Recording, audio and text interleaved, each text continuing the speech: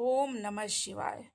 मित्रों, जब भी कोई व्यक्ति पूजा साधना शुरू करता है या कोई मान मंत्र जाप करना आरंभ करता है तो भगवान शिव शंकर भोले उनकी परीक्षा अवश्य लेते हैं। अक्सर पूजा पाठ करने वाले लोगों को यह शिकायत रहती है कि हम इतनी पूजा पाठ करते हैं, फिर भी हमारे जीवन में इतनी दुख और परेशानियां क्यों आती है। हम मंदिर भी जाते हैं, दीप धूप भोग सब भगवान शिव को अर्पित करते हैं, मंत्र जाप भी करते हैं, लेकिन फिर भी जीवन में दुख समाप्त होने का नाम ही नहीं लेता। भक्तों के दिमाग में यह बात होती है, उन्हें केवल सुख मिले, उनकी सभी मनोकामना पूरी हो जाए, लेकिन ऐसा हमेशा नहीं होता। कई बार भक्तों और साधकों के जीवन में एक ऐसा समय आता है जो उन्हें पूरी तरह से तोड़ देता है। उस समय उनका विश्वास डगमगाने लगता है। कुछ भक्त भगवान का नाम तक लेना छोड़ देते हैं और कुछ तो नास्तिक भी हो जाते हैं। कुछ तो भगवान शिव के मंदिर में जाना भी छोड़ देते हैं, क्योंकि वे इन परिस्थितियों को सहन नहीं कर पाते। यह नहीं समझ पाते कि उनके साथ ऐसा क्यों हो रहा है। दोस्तों, जब साधक और भक्तजन कहते हैं कि हमें परेशानियां लगातार आ रही है, दुख खत्म होने का नाम नहीं ले रहा है, वह समय होता है जब भगवान शिव की परीक्षा अपनी चरम सीमा पर होती है। उस समय साधक पूरी तरह से टूट जाता है। आज भी वीडियो में हम आपको उन संकेतों के बारे में बताएंगे जिनसे आप जान पाएंगे कि भगवान शिव जी की परीक्षा चरम सीमा पर है। यह अंतिम पड़ाव है जिसे आपको पार करना है, और इस पड़ाव पर अधिकतर साधक हार मान लेते हैं, परीक्षा में फेल भी हो जाते हैं। लेकिन दोस्तों, यही वह समय है जब आपको हार नहीं माननी है। तो आइए जानते हैं इन संकेतों के बारे में। लेकिन उससे पहले, अगर आप हमारे चैनल पर पहली बार आए हैं तो हमारे चैनल को सब्सक्राइब जरूर कर लें। मित्रों, आप इस वीडियो को 5 मिनट तक अवश्य देखिएगा। आपके इस सहयोग से हमारी यह वीडियो वायरल हो सकती है, और वीडियो पसंद आए तो लाइक और शेयर जरूर करें। आपका लाइक और कमेंट हमें मोटिवेट करता है कि आपके लिए और भी अच्छा वीडियो बनाएं हम। चलिए बिना देर किए वीडियो में आगे बढ़ते हैं। सबसे पहला संकेत होता है जब आपकी परीक्षा चरम सीमा पर पहुंच चुकी होती है, तो आपके जीवन में दुख भी चरम सीमा पर होता है। आप सोचते हैं कि इससे ज़्यादा दुख और क्या हो सकता है। आपकी किस्मत सबसे खराब है। ऐसा इसलिए होता है क्योंकि भगवान द्वारा दी गई परीक्षा यह अंतिम पड़ाव पर होता है। जो मनुष्य इस पड़ाव को बिना हार माने तय कर लेता है, उसे आने वाले समय में सुख ही सुख प्राप्त होता है। ऐसा मैं भी अपनी जिंदगी में अनुभव किया हूँ।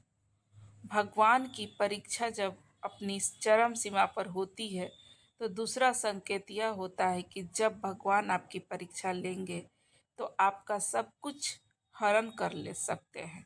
इसका मतलब कि आपको राजा से रंक बना सकते हैं। जैसे कि यदि आपकी नौकरी है तो वह छूट भी सकती है। अगर आप बिजनेस कर रहे हैं तो आपको घाटा भी हो सकती है। मंदी की मार आप पर पड़ सकती है, या फिर आपकी सेहत खराब हो सकती है।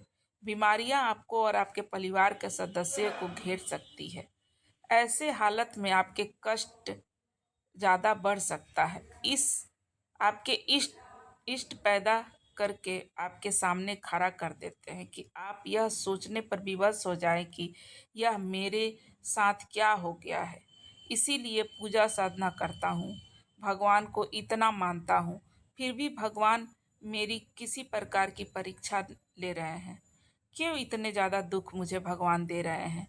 भगवान की परीक्षा अंतिम पड़ाव पर दूसरा संकेत यह होता है कि भगवान आपसे आपका विश्वास पूरी तरह से उठ चुका होता है। आपके जीवन में दुख कष्ट और परेशानियां इतनी चरम सीमा तक पहुंच चुकी होती है कि आपको यह यकीन होने लगता है कि भगवान कुछ नहीं होते।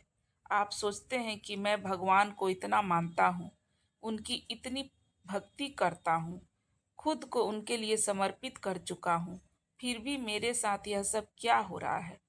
दोस्तों, अगर आपके जीवन में ऐसा समय आ गया है तो समझ लीजिए कि यह आपके फाइनल एग्जाम का समय है। आपके छोटे मोटे टेस्ट हो चुके हैं। अब यह फाइनल एग्जाम है जिसमें आपको पास होना है।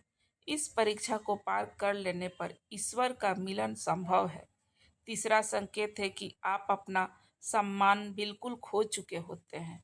जब आप पूजा पाठ या ध्यान साधना में बैठते हैं तो घर के सदस्य जैसे आपके पिताजी, माँ, पत्नी या भाई आपको उल्टा सीधा बोलने लगते हैं कि क्या तू इतना पूजा पाठ करता है।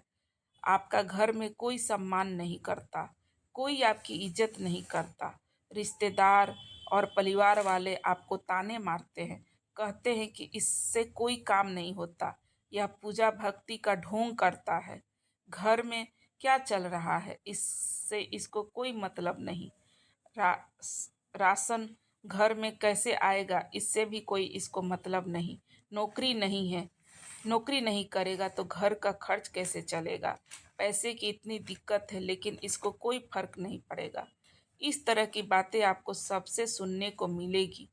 यहाँ तक कि छोटे उम्र के भाई बहन भी आपको खूब सुनाएंगे और आपसे कन्नी काटने लगेंगे। आपको उस समय ऐसा महसूस होगा कि भगवान, मैं इस घर में क्यों हूँ?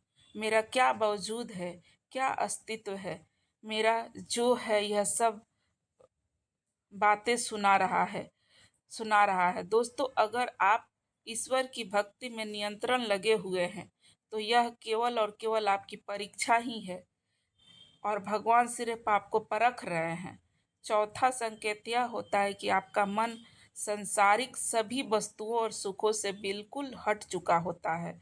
आपको कुछ भी अच्छा नहीं लगता, ना ही अच्छा भोजन लगता है, ना ही अच्छा कपड़ा लगता है, ना ही कोई संसारिक सुख। आप ईश्वर की पूजा साधना इन संसारिक भौतिक सुखों की प्राप्ति के लिए नहीं,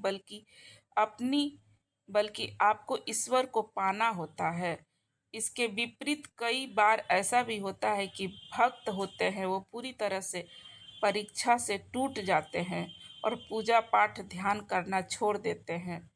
कुछ लोग सोचते हैं कि अब बहुत हो चुका और अब ध्यान में नहीं बैठूंगा, ना ही मैं धूप दीप जलाऊंगा, ना पूजा पाठ करूंगा। लेकिन दोस्तों, अगर भूल से भी आपके मन में ऐसा विचार आए तो आप उसी समय परीक्षा में फेल हो जाएंगे। यही असली परीक्षा है आपकी। आपको ध्यान साधना नहीं छोड़नी है, पूजा पाठ नहीं छोड़ना है।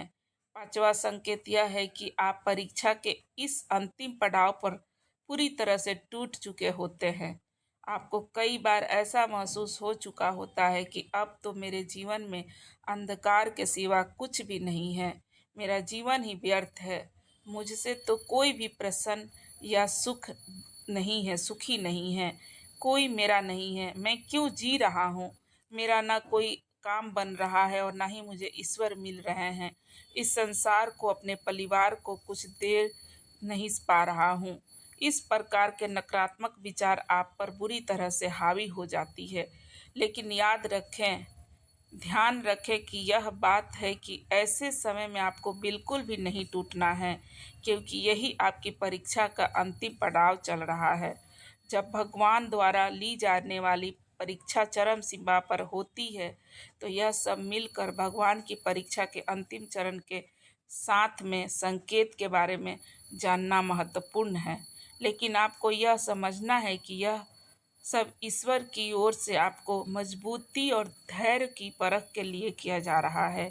इस परीक्षा से गुजरकर ही आप सच्चे अर्थ में ईश्वर के स्वाधीन में पहुंच सकते हैं। दोस्तों, जब भगवान आपकी परीक्षा लेते हैं तो आप बिल्कुल अकेले पड़ जाते हैं।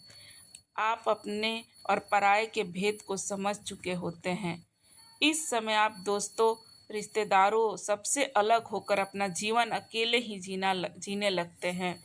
आप सभी लोग आपका साथ छोड़ देते हैं, हर कोई आपका विश्वास तोड़ देता है और आपको अब किसी से कोई उम्मीद नहीं रहती, क्योंकि ईश्वर आपको इस परीक्षा के जरिए अपनी खुद की शक्तियाँ पर विश्वास कराना सिखाना चाहते हैं कि आप किसी पर निर्भर ना होकर हर चुनौती का अकेले ही सामना करें।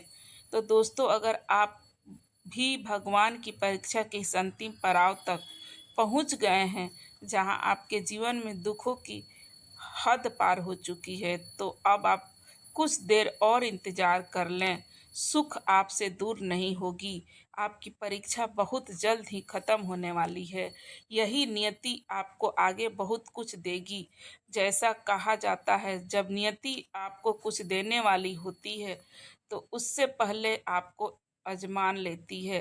बस आपके साथ भी यही हो रहा है। आपको अभी हिम्मत से काम लेना होगा और कुछ दिनों के बाद आपको अपनी सफलता की कहानी दूसरों से सुनाना होगा। इसीलिए इस वक्त हार मानना, परीक्षा में फेल मत हो जाना दोस्तों। अगर आपको परीक्षा में पास होना है, तो इस परीक्षा को पास करना ही होगा। पांचवा संकेत यही होता है कि आप परीक्षा के इस अंतिम पड़ाव पर पूरी तरह टूट चुके होते हैं।